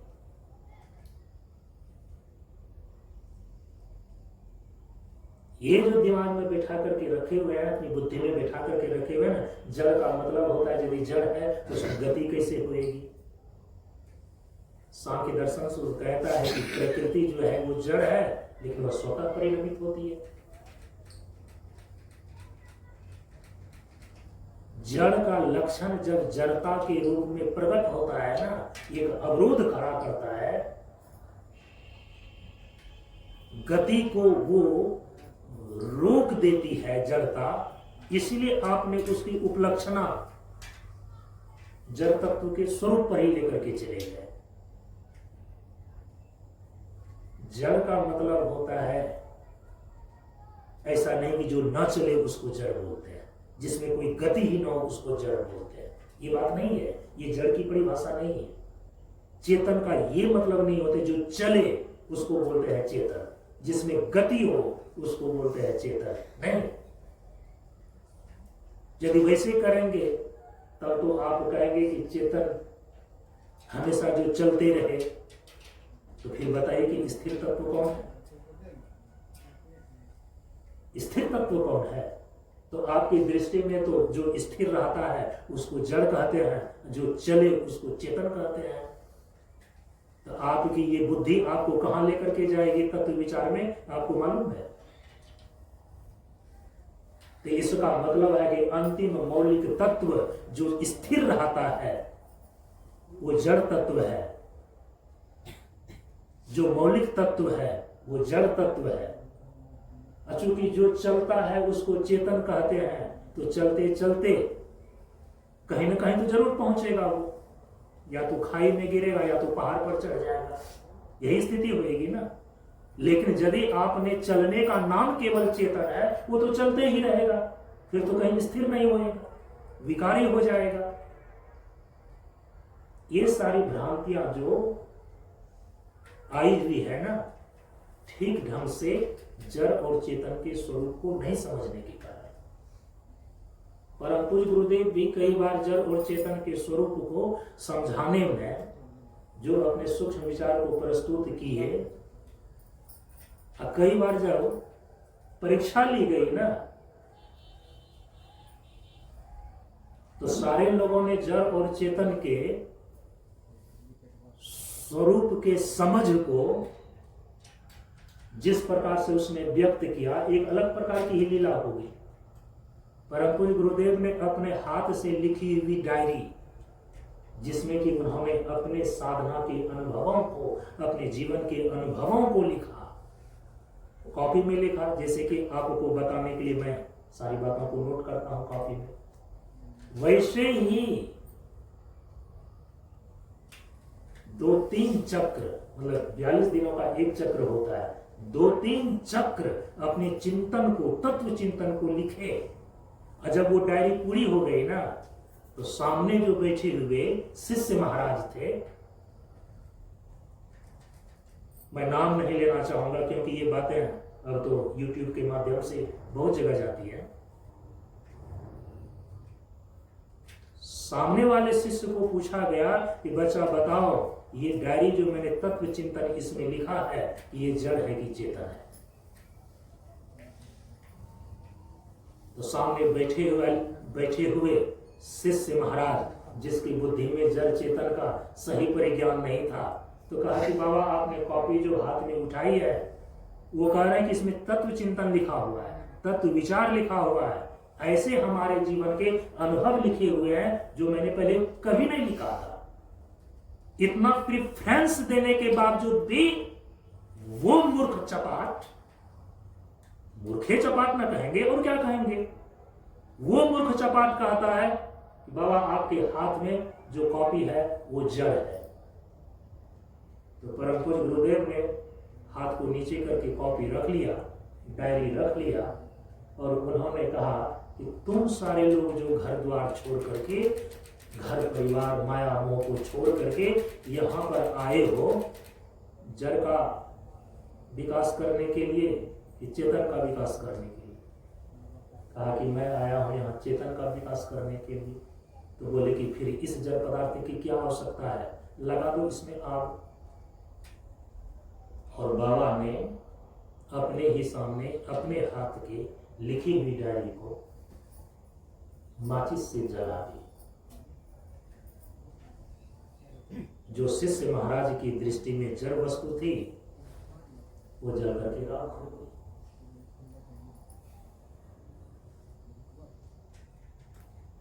जब जल करके राख हो गई तो परम पूज्य गुरुदेव ने कहा इसकी आवश्यकता तो मुझे नहीं थी, लेकिन इसमें वो धरोहर और विरासत था जो कि तुम लोगों के जीवन के लिए मार्ग निर्देशन का काम करता। ये अब दोबारा लिखा नहीं जाएगा, लिखा नहीं जा सकता। तुम लोगों ने एक बहुत बड़ी चीजों को खो दिया। मूर्ख चपाट को ये पता ही नहीं है कि जड़ और चेतन कहते किसको है। अरे अभी तो आपकी चेतना, जिसको आप चेतना समझ रहे हैं ना, वो आपकी चेतना ही जड़वत है, जो कि समझ में ही नहीं आ रही है कि गुरु के द्वारा उनके लिखे गए अनुभव, उसमें जो शब्द है, शब्द ब्रह्म के रूप में प्रमाण होते हैं। एक शब्द आपके अंदर जो है उत्तेजना भर देती है, एक शब्द ही आपके अंदर उत्साह भर देती है। और जो शब्द साधना की इतनी गहराई में डूबकर अपने अनुभव अनुभूति से लिखी गई होगी। अरे शिष्य के लिए तो गुरु के द्वारा बोले गए प्रत्येक शब्द, उनकी प्रत्येक वस्तुएं ही चेतन होती है। समझ रहे हैं? क्योंकि वो आपकी चेतना में जो है, आपकी चेतना को एक ऊंचाई के लिए कैटेलिस्ट का काम करता है, उत्प्रेरक का काम करता है। इसीलिए कि प्रकृति परिवर्तनशील है, चेतन गतिशील है। बस रोज उपदेश दोहरावें और इस उपदेश के माध्यम से अपनी बुद्धि लगा करके इतनी ही समझ बना करके रखें कि जो एक जगह स्थिर रहता है, जिसमें कोई गति नहीं, वो जड़ है। जो चले, जिसमें गति हो, वो चेतन है। क्योंकि बाबा ने कहा कि चेतन गतिशील है। तो बाबा की बातों को आपने समझा भी है क्या? यदि चेतन गतिशील है तो आप बताइए कि आप यहां पर स्थिर कौन तत्व है, जिसमें किसी प्रकार की कोई गति नहीं होती, जिसमें किसी प्रकार का कोई परिवर्तन नहीं होता। तो क्या कहेंगे? है लोग आएंगे, कहेंगे हम उसको शून्य बोलते हैं, शून्य में कोई गति नहीं है, शून्य में किसी प्रकार का परिवर्तन नहीं है। तो फिर वह शून्य जड़ है कि चेतन है? तो कहेंगे कि हमारा शून्य न जड़ है न चेतन है। तो फिर वो है क्या? अभाव। सर्वार्थ अभाव का द्योतक आपका शून्य है क्या? बहुत सारे दार्शनिक प्रश्न खड़े होंगे जिसका उत्तर देना आपके लिए मुश्किल पड़ जाएगा। इसीलिए इन सारे विवादों से और इन सारे मूर्खताओं से बचने का, बच करके अपने आप को प्रबुद्ध करने का एक ही तरीका है कि जड़ चेतन के स्वरूप को ठीक ढंग से समझें।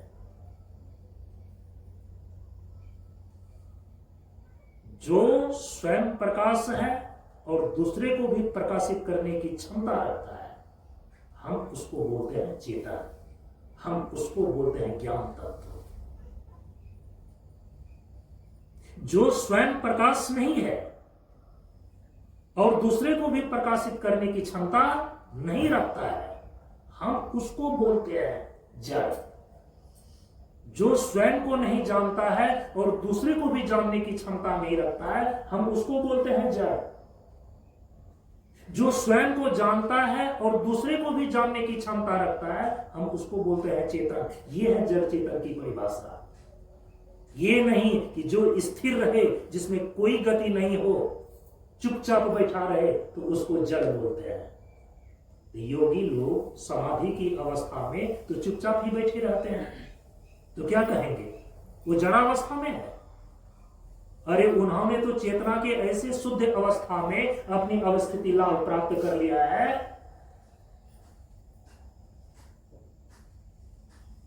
कि तथाकथित जो चेतना संपन्न कहलाने वाले बुद्धिमान व्यक्ति हैं, वैज्ञानिक लोग हैं, वे भी चेतना के उस स्तर पर पहुंचे हुए नहीं होते हैं। जो स्वयं प्रकाश है और दूसरे को भी जानने की क्षमता रखता है, हम उसको बोलते हैं चेतन अर्थात ज्ञान तत्व। जो स्वयं प्रकाश नहीं है और दूसरे को भी प्रकाशित करने की क्षमता नहीं रखता, जो स्वयं को नहीं जानता और दूसरे को भी जानने की क्षमता नहीं रखता, हम उसको बोलते हैं जड़। ऐसा नहीं कि जो चले उसको कहें चेतन, नहीं।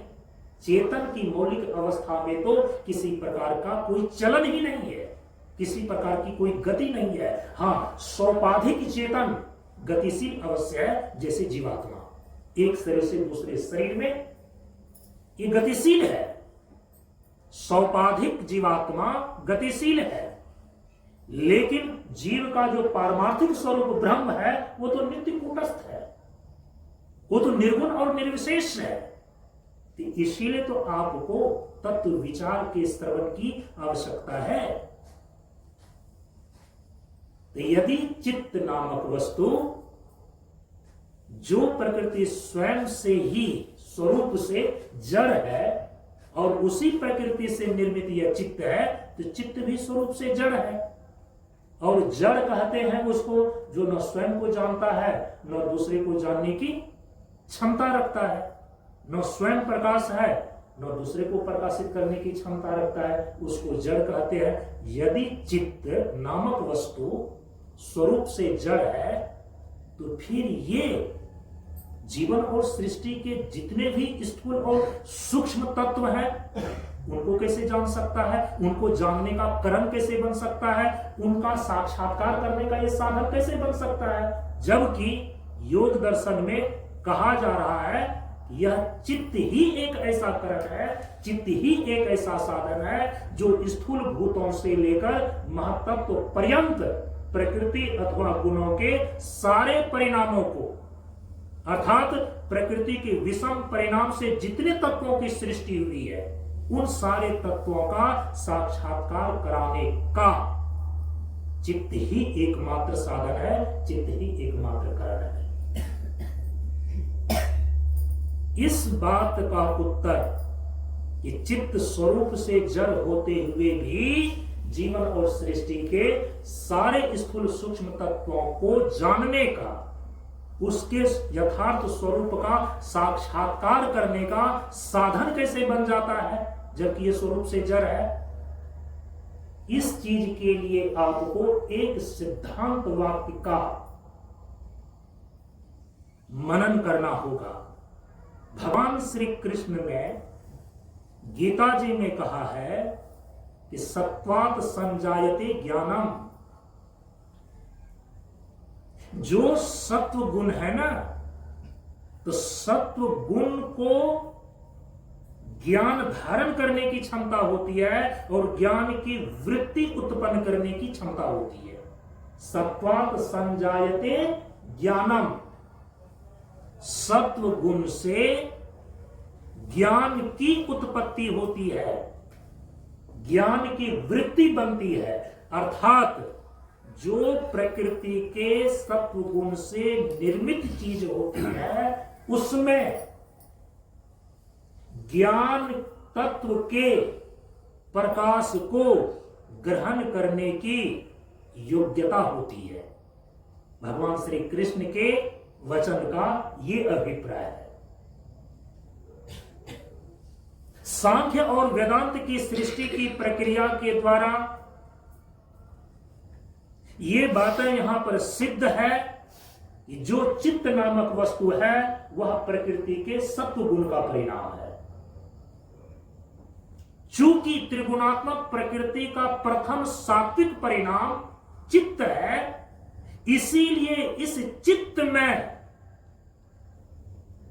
जो ज्ञान तत्व चेतन आत्मा पुरुष है, इसके चैतन्य प्रकाश को ग्रहण करने की अनादि योग्यता चलती आ रही है।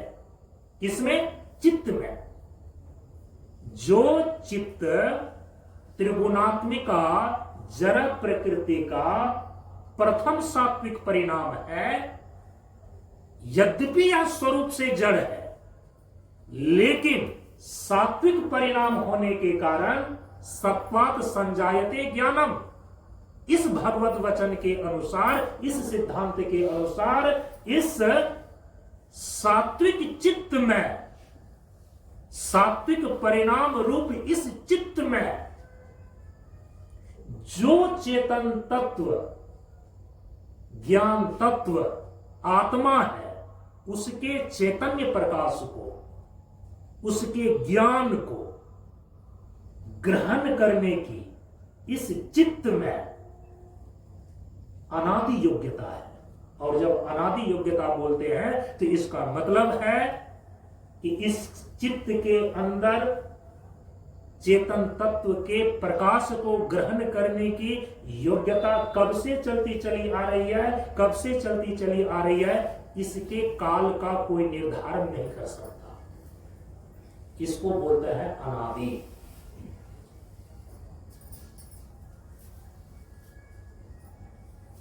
तो चित्त त्रिगुणात्मक प्रकृति का सात्विक परिणाम होने के कारण से यद्यपि यह चित्त स्वरूप से जड़ है, तथापि प्रकृति का सात्विक परिणाम होने के कारण सत्वात् संजायते ज्ञानम, इस सिद्धांत के अनुसार इस चित्त में जो चेतन तत्व पुरुष आत्मा है, उसके चैतन्य प्रकाश को ग्रहण करने की इसमें अपनी एक विशेष योग्यता है। और जब चेतन तत्व आत्मा के चैतन्य प्रकाश को यह सात्विक परिणाम वाला चित्त ग्रहण कर लेता है, तो यही कहलाती है फिर चेतना। अभी आप चेतन के स्वरूप को और चित्त के स्वरूप को बिल्कुल पृथक पृथक करके देखने और समझने में आप सक्षम नहीं है। अभी आपके अंदर जिसको आप चेतना नाम की वस्तु मान रहे हैं, वह वस्तुतः क्या है? चेतन तत्व के प्रकाश से चेतित चित्त ही है। चेतन तत्व के यथार्थ स्वरूप को तो केवल आप तभी अनुभव कर सकते हैं, साक्षात्कार कर सकते हैं, जब आप अपने चित्त की वृत्तियों को एकाग्र करके चित्त तत्व प्रकृति को और चेतन तत्व पुरुष को पृथक करने की विवेक ख्याति प्राप्त कर लें। जब तक आपको वह ऋतंभा प्रज्ञा प्राप्त नहीं हो जाती, जब तक विवेक ख्याति की प्राप्ति नहीं हो जाती, तब तक अभी आप जो चैतन्य प्रकाश से चेतित चित्त है, इसी को चेतना समझ रहे हैं, इसी को चेतन समझ रहे हैं। जो चिद अधिष्ठित बुद्धि है, वही बुद्धि अभी सेंस के रूप में काम कर रही है, कॉन्शस के रूप में काम कर रही है। और इसके अतिरिक्त वैज्ञानिक लोग भी अपने तीक्ष्ण बुद्धि के अनुसंधान में चेतन तत्व को अलग नहीं देख पा रहे हैं। उनके यहां पर भी केवल चेतन का अर्थ है कॉन्शसनेस, माने चेतना।